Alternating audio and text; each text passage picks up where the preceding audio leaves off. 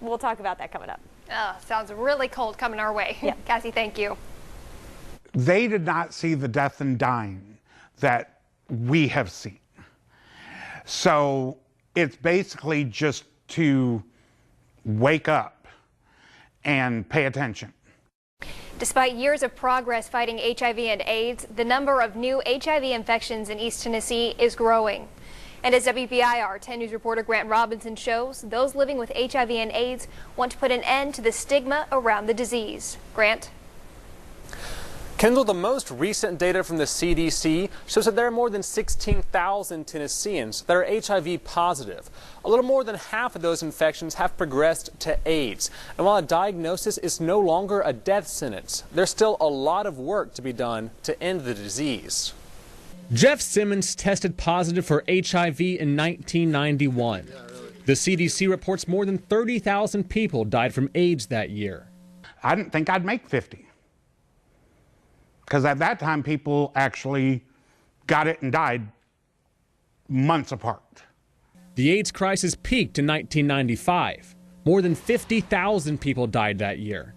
The disease has taken some of Simmons' closest friends. It was Sammy, Wade, Craig, Bobby, George, Lady Geneva.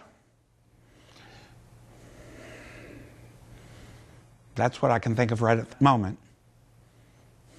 Some of them got tired, and some of them gave up. Personally, I haven't pissed off enough people yet. Treatment has improved since Simmons became infected. HIV isn't a kiss of death anymore. And while the Knox County Health Department reports there are only around 40 new HIV infections diagnosed in Knoxville each year, that number is growing. Are people not thinking about prevention of HIV?